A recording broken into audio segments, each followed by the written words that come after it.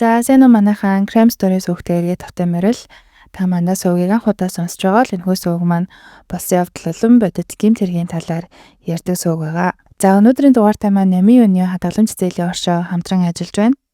За энэхүү байгууллага нь 2000 оноос үйл ажиллагаагаа тасралтгүй явуулж байгаа Монгол улсын хамгийн том хадгаламж зээлийн оршоо гэдгийг та бүхэн бас сайн мэдэх бах. Намын Өнөө хадгаламж зээлийн хоршоо нь үл хөдлөх болон автомашины үнэлгээг зах зээлийн үнэлгээнээс өндрөөр үнэлээд зээл олголтын үйл тогтмол хийж байгаа юм байна. За тэрнээс гадна өөр бусад санхүүгийн байгууллага дээр байгаа өндөр хүүтэй зээлтэй бол ямар ч шинтгэл авалгүйгээр зээлийг нь шилжүүлэх эсвэл нэмэлт санхүүжилтийг олгож байгаа юм байна. Тэгээ та хэд маань зээлийн талаар илүү дэлгэрэнгүй мэдээлэл авахыг хүсэх юм бол би description хэсэг дээр мэдээллийг нь оруулъя. Та хэд маань утсаар нь холбогдоод мэдээлэл аваарай. За өнөөдрийн дугаараар та бүхэндээ нэлээд сонирхолтой иргэн талаар ярьж өгөхөөр бэлтгэсэн. Тэртээ бүр 1974 онд Америкийн нэгдсэн улсад болсон хэдий ч 6хан жилийн өмнө буюу 2020 онд бүрэн шийдэгдсэн нэгэн хэргийн талаар ярьж өгөхөөр бэлтгэсэн. Тэгээ энэхүү иргэн маань дэтэлхтэй учраас та хэд маань дугаараа дуустал сонсоорой. За ингээчүүд хэрэглээгөө орцгоё. Өнөөдрийн дугаарын гол эзнийг Carla Walker гэдэг. Тэгээ би цаашдаа энэ нэрийг маш олон дуудах учраас Carla гэд дуудаад явъя. За Карла 1957 оны 1 сарын 31-ний өдөр Америкийн нэгдсэн улсын Техас мужид бол төрсөн. Тэгээ дээрээ хоёрыг ч хоёр ах, доор нэг эрэгтэй дүүтэйгээд ер нь маш юм өнөр өтгөн айлын бага охин болж мэндэлсэн. Карла бүр багасаа өнөр өтгөн олуулаа бужигналдаж өссөн болохоор гэр бүлийнхэнтэйгээ ялангуяа бүр аавтайгаа бол нэлээд дотн өсөж том болсон. За тэгээ ахлах сургуульд маш онд сурдаг, бүх дөнгүүд нь үнэлгээтэй сургуулийнхаа бол шилдэг сурагчдын нэг байсан. За тэгээ дээрэс нь нэмээд үнэхээр үзэсгэлэнтэй, хичээлдээ сайн, хөөрхнөөс гадна спортод бас авьяастай, теннис тоглодог, хөнгөө атletik сонирхолтой. Тэгээ сургуулийнхаа хөл бөмбөгийн багийн хөгжөөнд дэмжиж буюу cheerleader бас хийдэг байсан. Тэгээ ер нь бол маш олон төрлийн авьяастай, сургуультай бол нэлээд тийм хүндлэгдсэн, алдартай охин байсан. 1973 онд Карла 16 наснда сургуулийнхаа хөл бөмбөгийн шигшээ багийнхаа ахлагч бас сургуультаа нэлийн од тийм хөнгөнтэй үерхэж эхэлсэн нь Rodney McCoy гэх хүү байсан. За Rodney бол Карлагаас нэг ах 1956 онд төрсөн төгсөг ангийн сурагч. Тэгээ төгсөөд Техас мужийнхаа IT-ийн коллежид ер нь орохоор төлөвлөөд ер нь хичээл номоо хийгээд бэлтгэжсэн. За Rodney-гийн хувьд л нөгөө Карлагаас нэг ах учраас сургуулаа төрүүлж төгсөөд төрүүлээд нөгөө яг тэр одоо дүүргээсээ Карлаг орхиж явах гэдсэн учраас Карла Rodney-тай хамт хичээлээ одоо шахаж үзээд 1974 онд бол хамтдаа төгсөж коллежид бол цуг явахаар бас бэлтгэгдчихсэн юм билээ. Тэгээ Карлагийн хувьд бол ер нь Rodney гэдэг энэ найз залуудаа үнэхээр их хайртай. Тэгээд нэгэндээ үнэхээр сайн байсан, тасчихсан байсан учраас хамтдаа сургуулаа төгсөөд хамтдаа коллеждээ суралцъя гэж шийдсэн нь бол тэр байсан байгаа. За Rodney-гийн хувьд бол үерхэд 6 сарын дараа Карла тийм бүгд хүртэл төгсөн. Тэгээ тэрийг нь Карла бол хуруунаасаа нэвч удаа салгадаггүй байсан. Тэг үнэхээр л одоо гаднаас нь чарсан төгс устаа тэгээд хоорондын харилцаа ч гэсэн үнэхээр маш юм хөөрхөн бол хосоод байсан. Тэгээ Карла найзуудтай үргэлж би Rodney-тэй бол гэрэлтний би шийдсэн гэж дандаа хэлдэг байсан.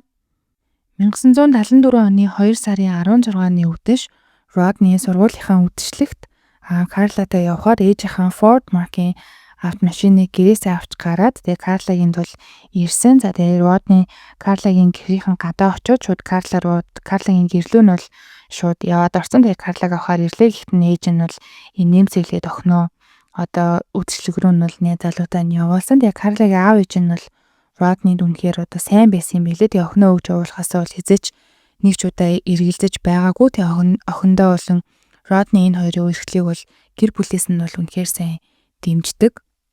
Rodney Карла хоёр үдшилэг дээрээ очиод хамтдаа бүжиглээд нэгэндээ хайрыг өгсгөлээд үнэхээр л аз жаргалтай цагийг бол хамтдаа өнгөрүүлсэн. Үдшилэг 11 цаг 30 минутанд дуусаад бас нэг сургуулийнхаа нийлдэг одоо юм найз бас хосыг аваад дөрүүлээ Rodney-гийн ээжийнх нь машинтаа шүнжин ингийн гадуур зугаасан. За тэгээ зугаалахдаа боулингийн газар очиж зогсож бийцсаад бүргэрний газар очиж хоол идээд машинаараа ер нь л ингээл хаасайгүй ямар ч төлөвлөгөөгүй шүнжин дөрүүлээ дуу сонсоод зугаасан байгаа. Дөрүүлээ машинтайгаа зугаалж хагаад нөгөө хоёр найзаагаа буцаагаад сургуулийн гадна буулгасан. Тэгээ Родни Карлаг гэрийнх нь гадаа бас буулгах ёстой байсан учраас буцаад хоёр найзаагаа сургуулийн гадаа буулгачаад тэр ирэл гэрлүүгээ хөдөлцгөөсөн. За очихоос өмнө Карла бие засах хэрэгтэй байна гэд нөгөө Карлагийн гэрийн ойролцоо байсан өмнө нь ирсэн боулингийн газар ирж машинаа зогсоогоод Карла 0-аас 0 орсон. Тэгээ 0-аас гарч ирээд машиндаа хэсэг суугаад тэр хоёр л одоо гэртээ шууд харихгүй мэдээж одоо өсвөр насны хоорондоо бие биендээ сайн хөвгтүүд бол хэсэг бас юм ярихаар болсон.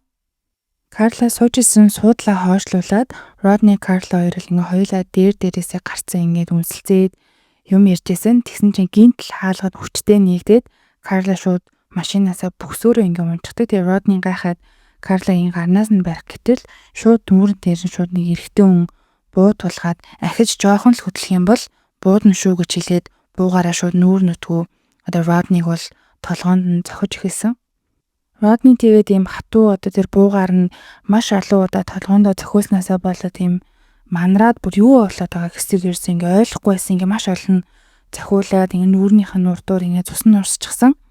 За тэгээд хэсэг ингээд юу болоод байгааг ойлгохгүй баахан зодуулаад толгоогоо хааж агаад гинт ингээд ухаан орсон чинь Карла уйлчихсан ойролцсон гуйж ийна түүнээ зохихоо болцохооч тэгээд орилжсэн гэдэг.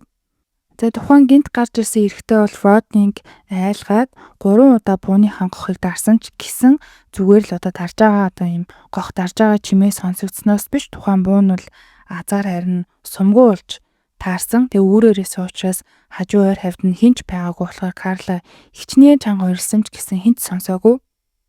Тухайн одоо халдагч гэмт итгээд бол Родниг цодж байгаа. Тэгээ ухаангүй болоход эсвэл одоо буудаад ч юм уу ямар нэгэн байдлаар Карлаг бол авч явах гэсэн. Тэгээ Родни ямар нэгэн байдлаар ингээ гар мараа сунгаад ерөөсөө ингээ бууж өгөхгүй байсан учраас нөгөө Карла бүр сүулдэ за би чамтай зүг явъя. Түүнийг харин бити зохиочтэй гэд гуйгаад уйлсан. Тэгээ Родни сүүлийн удаа толгоогоо өндийлгөөд ингээ харахад нь нөгөө эрэхтэй чи ингээ Карлаг чирээд дагуулад тэндээс бол явж байгааг нь бол харсан. Тэгээ Карла чирэгдээд явж байхдаа маш чангаар Родни аав руу яваа, аавд хэлээ, аавыг авчраа гэд ойрсон нь харамсалтай нь Роднигийн хувьд бол Карлагийн хоолойг хамгийн сүүлийн удаа сонсож байгаа нь бол тэр байсан.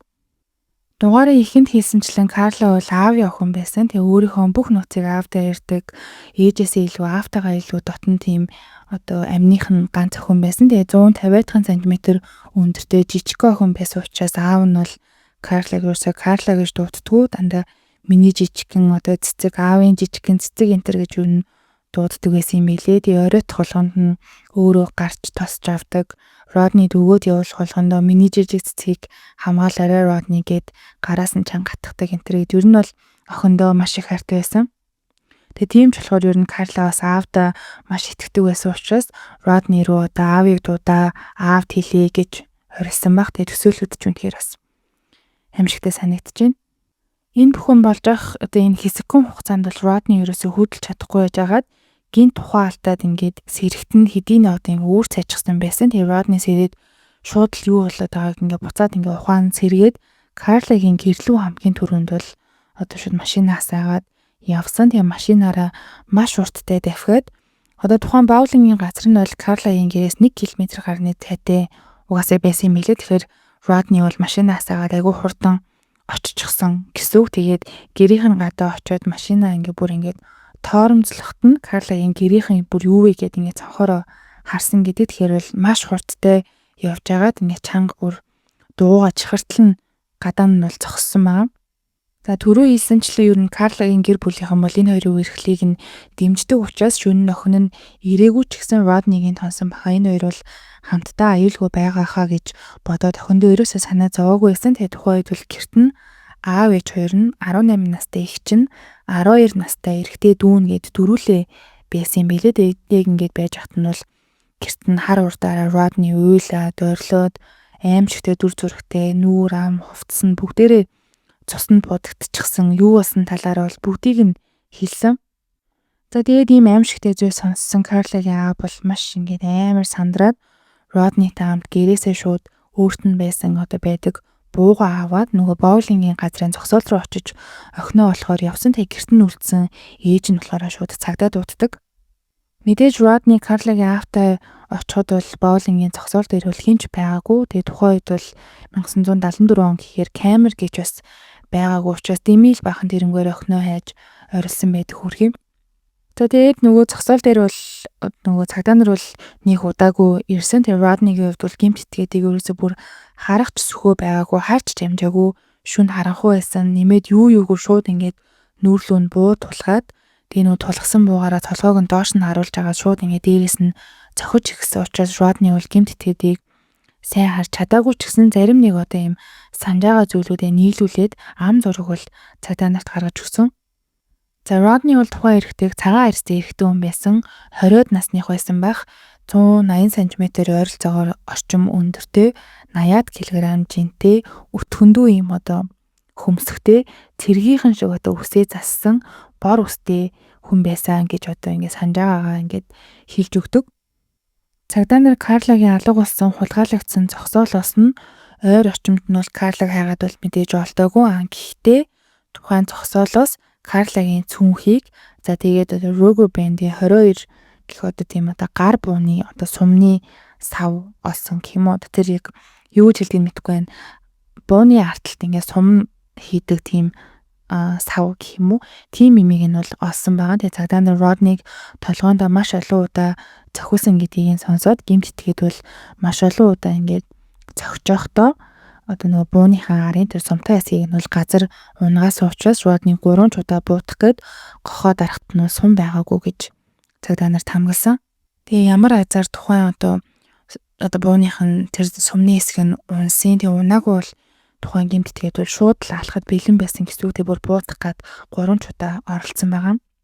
Роднигийн хувьд бол ийм цагдаа нарыг ирэхэд бол биеийн байдал нь нэлээд муу байсан учраас цагдаа нар эхлээд түүнийг эмнэлэгт хүргэж өгөх хэрэгтэй мэн гэж хэлээд одоо түүний толгоонд нь одоо ангаасан байсан шархнууст нь ойдол тавиад эмчилгээ хийж өгсөн. Цагдаа нар Карлаг маш том одоо баг бүрэлдэхүүний тусламжтайгаар эрчимтэй хайж эхэлсэн бол нөгөө талд цагдаа нарын зарим нэг хэсэг нь бол одоо яг тийм Роднигийн хэлж байгаа шиг тийм гэмт хэрэгтэн яг байгаа юу хэрэгтэн магадгүй Родни өөрөө байх магадaltaй гэж бол үтсэн. Тэгээ маш олон кейсүүд дээр мэдээж одоо эхнэр нөхөр найз залуу найз бүсгийн байдаг учраас цагдаа нарын хамгийн түрүүнд одоо сэжиглэж байгаа хүн бол Родни байсан. Тэгээд мэдээж бол цагдаа нарын сэжиглэл нь бол ойлгомжтой байх. Шүн хаанаас ч юм нэг хүн гарч ирээд гинтл баахан цохиод найз өхнийг нь хулгайлаад аваад явчихсан. Тийм зүйл болсны дараа хэдэн цагийн дараа ухаан ороод тусламж дуутахаа шууд Карлагийн гэрт нь очсон гэдэг нэг юм бас хүн анх удаа сонсоход бол бас тийм итгэхэд бэрх байгаа. Тэгээ хэдий харанхуй байсан ч гэсэн одоо гэмт итгээд тэгвэл харах боломжтой байсан гэж бол цагдаа нар үзэж байгаа. Тэгээ Роднигийн хувьд би сайн хараагүй шууд л намайг цохиж ихсэн гэд одоо яг л тийм мэдүүлгээ өгөөдсөн учраас цагдаа нарт бол баг зэрэг сэжиг төрүүлсэн баг. Цагдаа нар хэдий Родниг сэжиглэжсэн ч гэсэн Карлагийн аав ээж нь бол маш хэцүү хүнд нөхцөл байдалтай байсан. Хайртай охиноо алдчихсан. Тэгээ дээрэс нь цагдаа нар одоо бас итгэдэг Родни гэдэг одоо энэ охиныхаа найз залууг ингээд сэжиглээд байхад нь бол үнэхээр гайхаад шууд цагдаа нартай бол хэрэлцэн. Тэгээ та нар ч одоо галзуур аюу хүн охиныг минь хулгаалсан байна. Тэр манай хүүгээс ялгаагүй хүн яагаад Родни сэжигтэн гэж үзээд байгаа юм бэ гэд аав ээж нь бол бүр шууд ямар ч одоо эргэлзэх зүйлгүй маргалдчихсэн. Тэгээ энэс харахад бол Родни болон Карлагийн аав ээж хоорондын харилцаа бол хэр сайн байсныг нь бол бас харж болж байгаа маа. Карлаг нийт 3 өдрийн турш маш том баг бүрэлдэхүүний одоо бүрэлдэхүүнтэйгээр өдөр шөнөгүй цагдаа нар хайжсэн ч гэсэн нэг л сэжиг гарч юусэн өгөхгүй байсан. Тэгээд ямар ч сэжүүргүй байх яг энэ үед нэг мөрдөн байцаагч гинэд яг нэг жилийн өмнө өсвөр насны охин бас ийм амь насаа алдаад тэгээд нэг тийм одоо муусны одоо түнэл шиг юмнаас олцсон. Тэгээд бас ямар нэгэн муу зүйл тохиолдсон байж магадгүй гэж бодоод яг тэр олцсон тэр түнэл дээр нь очиод үзэхэд харамсалтай нь Карло охины цогцыг яг тэр газраас нь бол цагдаа нар олж чадсан. За энэ одоо тэр олцсон гэдэг муусны тэр түнэл нь болохоор гэмт хэрэг гарсан одоо тэр Карлагийн одоо хулгайлагдсан газраас 10 км-ийн зайд байдаг тийм нуурны ойролцоох замын хажуугийн муусны хоолой явдаг тийм түнэл байсан. Өсвөр насны охины цогцоос олсон даруйдаа тэгээ Карлагийн гэр бүлийнхэнд хилээд аав ээжийг нь дуудаад харуулах шаардлагатай болсон. Тэгээ цагдаа нар бол шууд бас мөн байна гэд өөрсдөө танихгүй учраас аав ээжт нь харуулад одоо мөн эсгийг нь бол шалгуулсан. Тэгээ аав ээж нь бол охиныхоо цогцыг хараад шууд балмуудаад ойлгочгүй, ойрлогочгүй хэсэг ингээ хараад зүгээр ингээд зогссон гэдэг.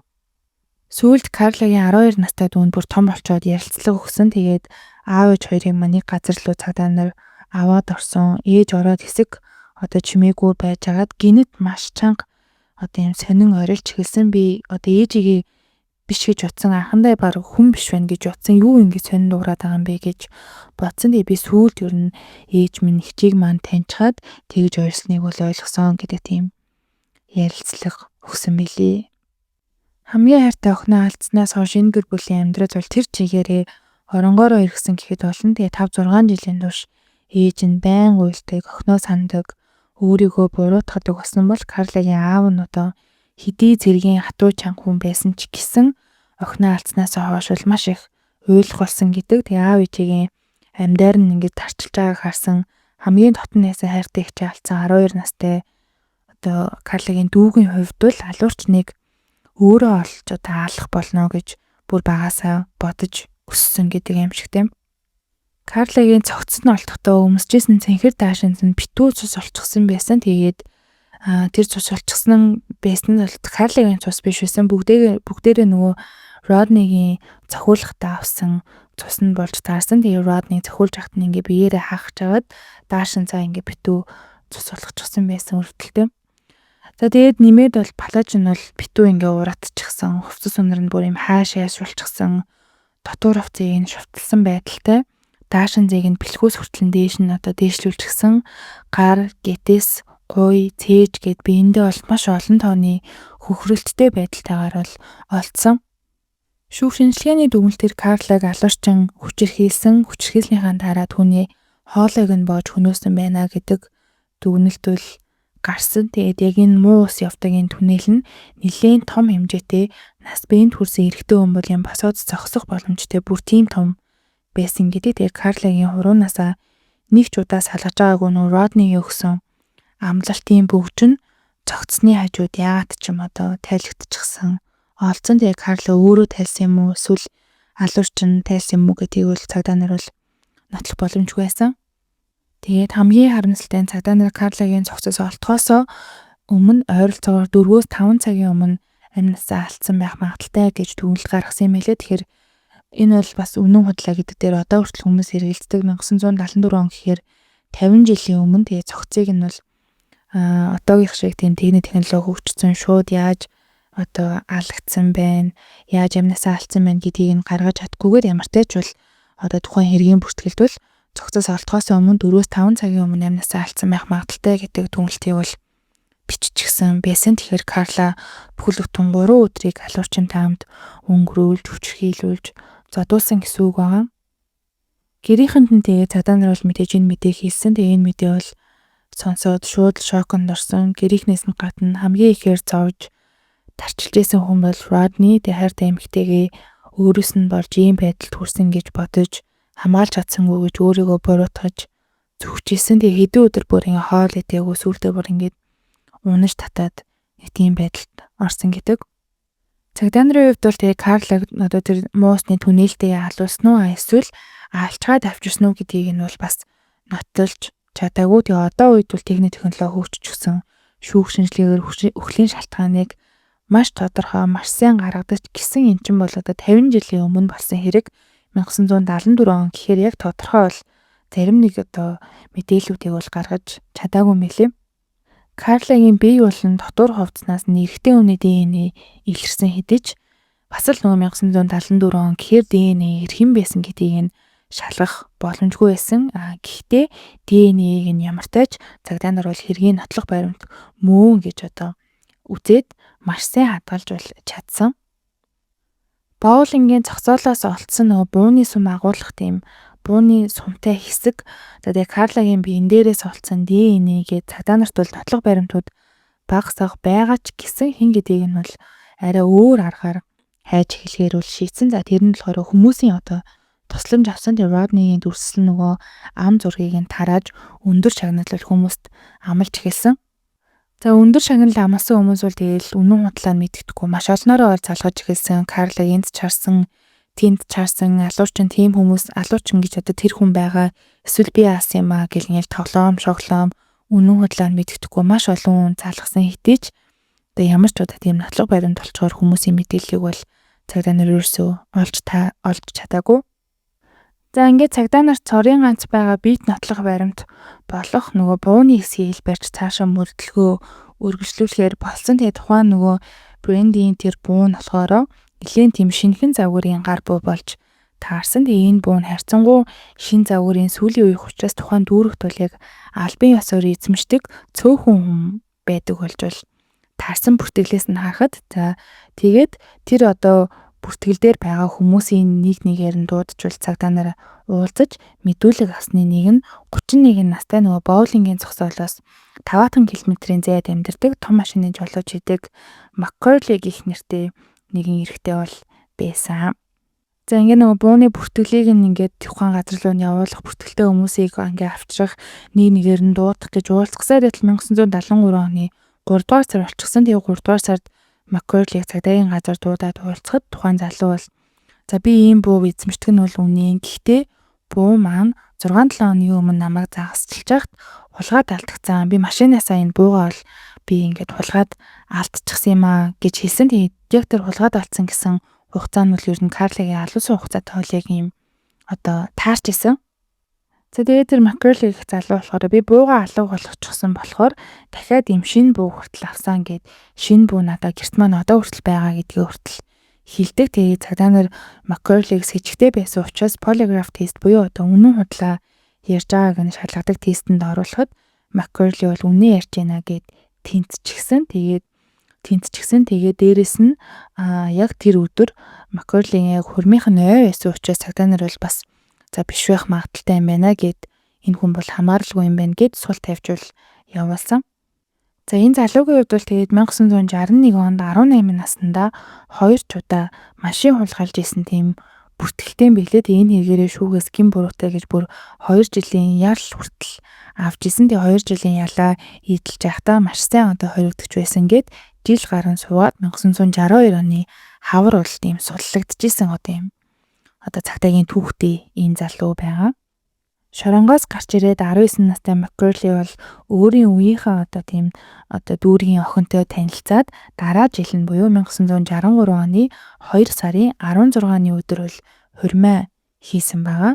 За хурмаа хийснээсээ хойш боулингийн нэг Карлаг алга болсон боулингийн газраас хэдэн километрийн цаана байр түрээслээд шууд ангийн газар жолоочоор ажиллаж исэн одоо ийм нэг ингээл нэг амьдралтай ийм залуу байсан байгаа. Маккорлийн их нэртэйгээ бол дундаасаа 2 хүү төрүүлсэн. Тэгээд Карлаг алга болохоос 2 жилийн өмнө л тухайн 2 хүн бол хоёулаа төрсөн билээ. Хэргийн газраас олцсон гар буунуудаас ижилхэн буу эзэмшдэг хүмүүсийг шалгаж үзэхэд одоо ганцхан сэжигтэй байсан хүн нь л Маккорли байсан. Тэгээ хэдий одоо сэжигтэй байсан ч гэсэн хамгийн одоо чухал нотлох баримт болох polygraph тестэндээ тэнцчихсэн. За нэмээд юм тогтсон ажил амьдралтай гэр бүлтэй. За тэгээ Карлагийн алга болсон яг тэр өдөр Маккорлигийн хурмынх нь 11 жилийн байсан учраас түүнийг ер нь хэргийн газар байгаагүй юм байна гэд сэжигтний тооноос бол бүр мөсөн хассан. Карлагийн олцсон нөгөө түнэлээс Карлаг амнасаа алдахаас өмнө яг 1 жилийн өмнө бас нэг залуухан эмэгтэй амнасаа алдсан байгааг цагдаа нар бол олсон гэж түрүүн хэлжсэн. Тэгээ яг нэг түнэлд 2 залуухан эмэгтэй алуусан байсан учраас цагдаа нар бол үүнийг цуврал алуурчин хийгээд байна гэж одоо сэжиглэжсэн ч гэсэн одоо ямар ч бас явцвал гараагүй. Карлаг амнасаа алдснаас 3 жилийн дараа 1977 оны 2 дугаар сарын 19-ний өдөр буюу одоо Карлагийн яг амнасаа алдсан өдөртөө адил нэг өдөр гэсэн үг 25 настай Жун гэх эмэгтэйний нүцгэн цогцсвол олцсон. За тухайн Жун эмэгтэй болохоор 2 сарын 17-ны өдөр найз залуутайгаа уулзах гэж гэрээсээ гараад 2 өдрийн дараа олцсон нь бол яг 3 жилийн одоо өмнөх өдөр яг энэ өдөр бол Карлаг бол яг амнасаа алдсан энэ өдөртөө бол давхцаж байгаа. Тийм эмэгтэй цогцсон олдохдоо толгоондоо хатуу зүйлээр хэд хэдэн удаа захиулсан байдалтай битүү цус улчихсан байсан. Тэгээ хүзүүг нь бол өөрийнх нь одоо левчээр нь ингээ боочсон байснаас нь харахад цагдаа нар бол энэ нэмэгтэй бол бас яг адилхан Карла шиг одоо боолгуулж амнасаа алдсан байна гэж бол дүгнсэн. 25 настай Жун нэмэгтэй олцсноос хойш 10 өдрийн дараа дахин нэг нэмэгтэй нүцгэн цогц олцсон. Тэгээ энэ удаад олцсон нэмэгтэй цогц бүр ийм 2 баг хуваах гिचгсэн байсан гэсэн. Тэгээд тухайн дүүргийн иргэдийг бол энэ одоо мэдээ бол улам айлгсан. Тэгээд 1973 оноос 1975 оны хооронд нийтдээ 4 эмэгтэй аимшигтайгаар амь насаа алдсан ч гэсэн аль ч одоо гэмт хэрэгтнийг нь бол барьж ерөөсөө чадахгүй байсан учраас дүүргийн ард иргэд бол бүгдээрээ маш их айсан. Тэгээд амиа алдсан 4 эмэгтэй дөрүүлээ хүчирхийлүүлсэн, дөрүүлээ 2 дугаар сард алуулсан гэдэг нь бол бас маш их анхаарал татаад жил бүрийн 2 дугаар сард бол тухайн дүүргийн хүмүүс бол маш их нуур одоо тийм гадуур дотор орой үчийн цагаар бол явдаггүй тийм болчихсон байсан. Сүүлийн эмэгтэйн цогцос олдсноос хойш 5 жилийн дараа 1980 онд 19 настай Дэнни охины цогцос 1983 оны 2 сард 26 настай Кристи эмэгтэй ажлаасаа гарахдаа гэртээ ирээгүй алга болсон. За тэгээ алга болсноос хойш 2 сарын дараа 1983 оны 4 сард эмэгтэйн цогцос бол бас мөн олдсон. За тэгээ эмэгтэйн цогцос олдохдоо өмссөн хувцастайгаа 2 гарыг нь ард нь бол хүлчгсэн, хүзүүгээр нь цахилгааны утас ингээд уйдчихсан байсан. Тэгээд түүхлийн шалтгаан мөн адил боол гуйлж амнасаа алдсан байна гэж цагдаа нар бол дүгнсэн. Хэдий нэг хүн гэмт хэргийг үлдээд байна гэсэн бодит бит тийм нотлох баримт цагдаанаас байхгүй ч гэсэн эмэгтэйчүүд яг адил байдлаар бүгд 2 дугаар сард амнасаа алдсан байгаагаас нь хагад үүнийг үл цуврал алуурчин хийгээд байна гэдэг итгэл үнэмшүүлэл цагдаа нарт бол маш их болсон. За ингэж явсаар нийтдээ энэ хэрэгүүд шийдэгдээгүй маш олон жилийн хугацаа өнгөрсөн. Энэ бүхэл хугацаанд Карлагийн найз залуу болон аав ээж нь ах эгч дүүнэр нь бол үнэхээр хэцүү цаг үеийг туулсан. Хэдий олон жил өнгөрсөн ч гэсэн Карлаг аимшигтайгаар хүнөөсөн хүний заавал олно гэж итгэл найдвараа бол Карлагийн дүүн бол хизээж алдаагүй. Тэгээ дүүн 12 настай байсан тухайд тэгээд 12 настай байсан Жим гэдэг юм билээ дүүгэн. Тэгээд тэр дүүн болохоор ингээ аав ээж чам бүх зовлон шаналлыг нь хараад хайртай эгчийг нь асаа алуурчин л одоо юм олон гэсэн тийм зоригтой мөрөөдөлтэй болж бүр өссөн гэж байгаа. Карлаг амнасаа алдснаас нь хойш тэгээд дүүн бол хэдэн жилийн дараа өсвөр насны хүү болоод яг түр үед нь өөр эмэгтэйчүүдээс яг тухайн дүүрэгт аимшигтайгаар амнасаа алдаад олдоод исэн учраас алуурчин барихаар шийдээд Карлаг олсон тэрэг түнэлт нь бол 2 сар болгонд ирж бүр ингээ манад сууж хондог байсан байгаа Карлагийн дүүн. Ахлах сургуулаа төгснөхийн дараа Карлагийн дүү энэ хэргийг дахин эхлүүлж олохын тулд за ер нь бол цагдаа нар бол одоо ингээ энэ хэргийг бол ингээ гацаагаад зогсоочж байгаа юм байна. Тийм учраас би өөрөө олж мэднэгээд цагдаагийн сургуульд ярьслаа өгөөд тэнцсэн. Тэгээ тэнцнээсээ хэдэн сарын дараа нөгөө өөрийгөө төрөлхийн одоо хараа муутай маш ховор төрлийн харааны юм бэрхшээлтэй өвчтөй гэдгийг олж мэдээд цагдаа болох боломжгүй болсон. Тэгээ сургуулаас нь шууд одоо тийм эрүүл мэндийн шалтгаанаар бол чөлөөсөн юм билээ. Тэгээ хэдий цагдаа болж өөрийнхөө одоо энэ нэгчийн энэхүү хэргийг өөрөө шийдэж чадахгүй болсон ч гэсэн өөрийнхөө хийж чадах зүйлийг бол тултал хийсэн. Тэгээ энэ хийж чадах зүйл нь болохоор цагдаагийн газар очиж эгчийнхаа энэхүү хэргийг бол дахин нээж өгчээ гэж хүсэлт өгөх байсан. Тэгээ Карлагийн дүүн ойролцоогоор 50 удаа гар өрөвдөл бичиж цагдаа нарт өгсөн байдаг. Тэгээ дахиад ингээд нэг шинжилээд үдээч нотлох баримт дээрээс тулгуурлаад техник технологи хөгжиж гисэн чи эгчийн минь хэргийг сэргээж өгөөч гэж 50 удаа гар өрөвдөл бичиж өгсөн байгаа. За тууштай явцын эцэст 2020 онд өргөдлийг нь хүлээн авсан Лиа гэх мөрдөгч энэхүү хэргийг дахин шинээр нээхээр болж гэмт хэрэг гарснаас хойш 46 жилийн дараа анх удаа нэлийн том баг бүрэлдэхүүн бүрдүүлж агаад нээсэн. Тухайн хэргийг нээсэн мөрдөгч нь энэ хэргийг нотлох баримт болгон хадгалсан Карлагийн цуснд буудагдсан даашинз, за левчиг, цүнх, дотор хувцас, гарандаа зүүжсэн бүгж, цогцолоос олдсон бууны тэр хэсэг зэргийг нь бол харсан. Тэгээ 2009 онд техник технологи арай жоохон хөгжөөд Карлагийн нөгөө палаж таст нь эрэгтэй хүний ДНХ дахин нэмж олсон ч гэсэн хин гэдгийг нь бол хараахан мэдчихвэл тухайн үед бол чадаагүй хэрийг нь дахиад хаачихсан байсан юм лээ.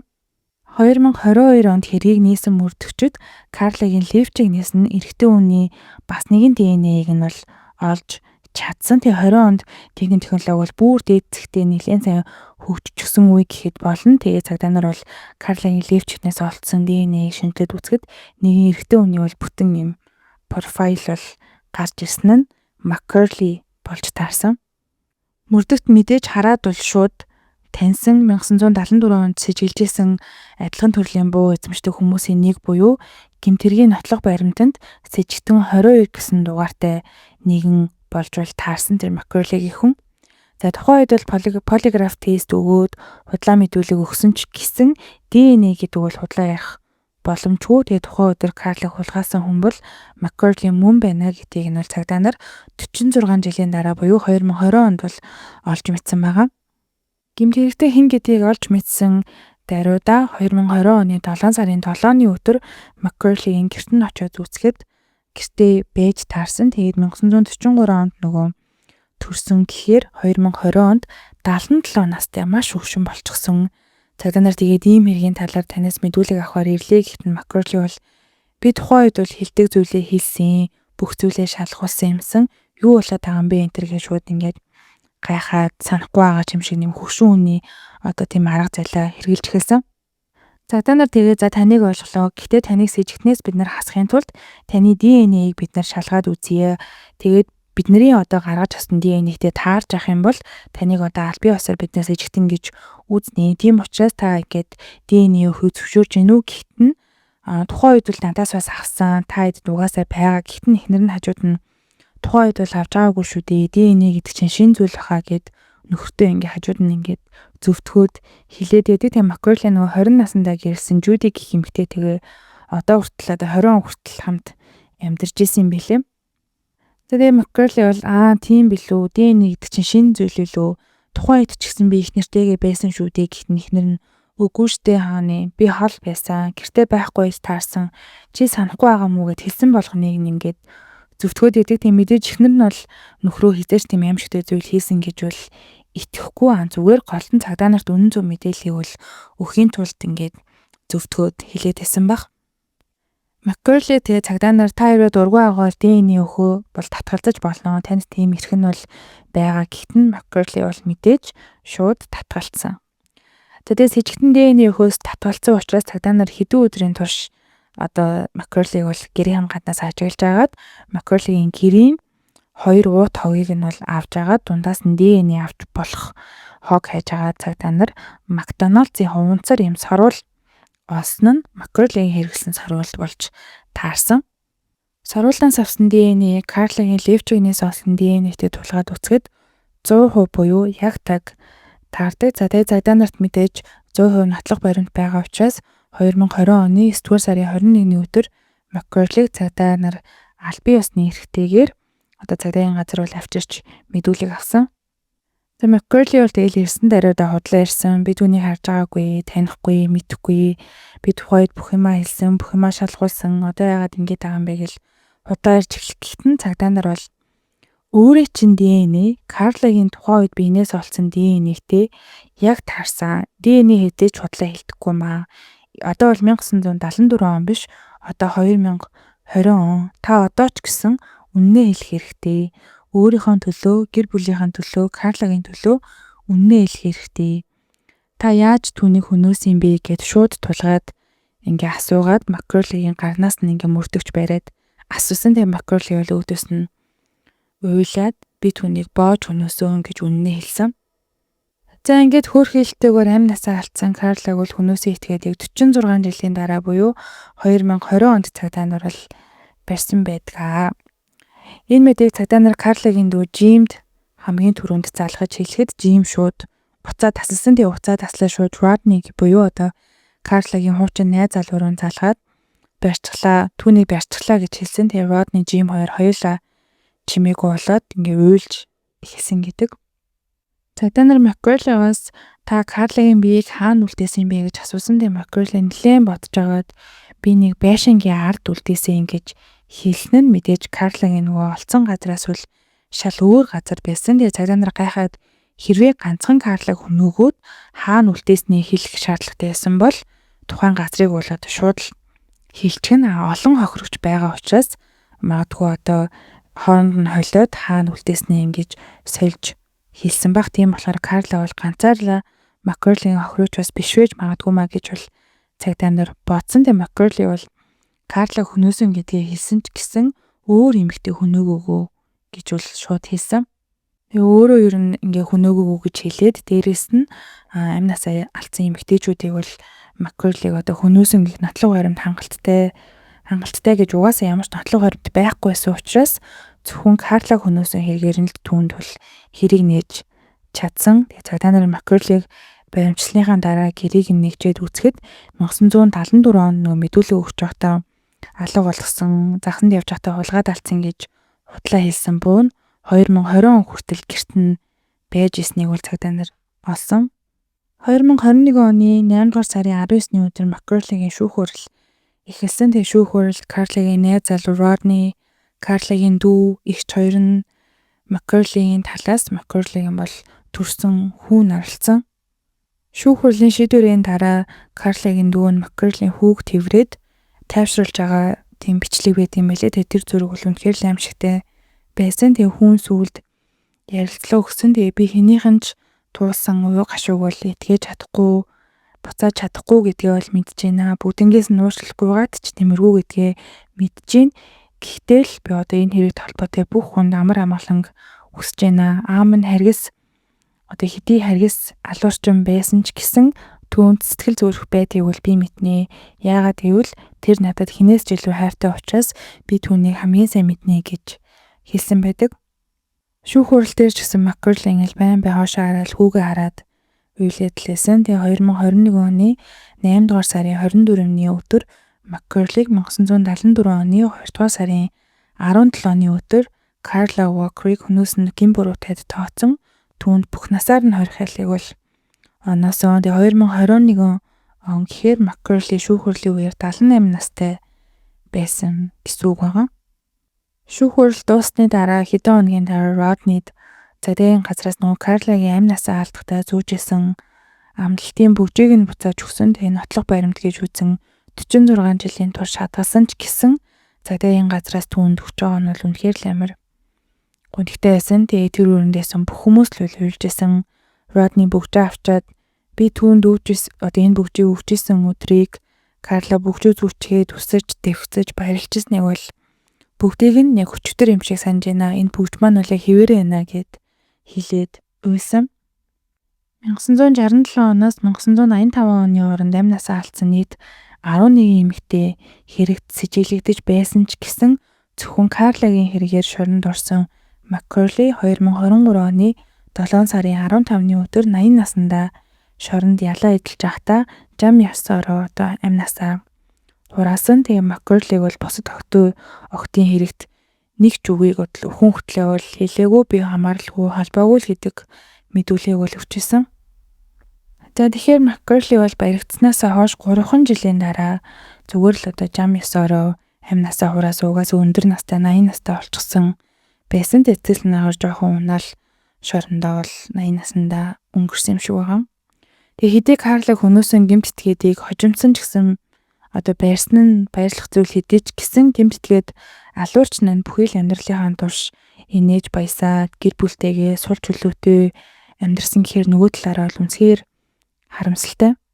Тэгээ энэ хэрэг бэлдэж байхдаа бол Карлагийн гэр бүлийн ярилцлага бичлэгийг нь үзэх бүртээ үнэхээр хэцүү байсан. Сүүлд шүүх хурал дээр Маккерлигийн хүүг хараад бас нэлээд өрөвдсөн. Тэгээ хэдий энэ хэрэг болох үед 1974 он байсан ч гэсэн сэжигтэн Маккерлигийн одоо гэр машин зэргийг нь шалгаад үзчихсэн бол энэ хэрэг бол тухайн үед бол шийдэгдэх боломжтой гэж бол хүмүүс бол үздэгийм билээ. Тэгээ одоо бол энэ хэрэг бол ингээд бүр нусан хаагдсан. Тэгээ та хэд ер нь бас энэ хэрэг дээр юу гэж бодож гин өмнө сонсч ирсэн үү? Санал бодлоо комент хэсэгт нээлттэй бичиж үлдээгээрэй. Тэгээ дараагийн дугаар удахгүй орох учраас subscribe дарахаа битгий мартаарай манайхаа. За тэгээд баяртай.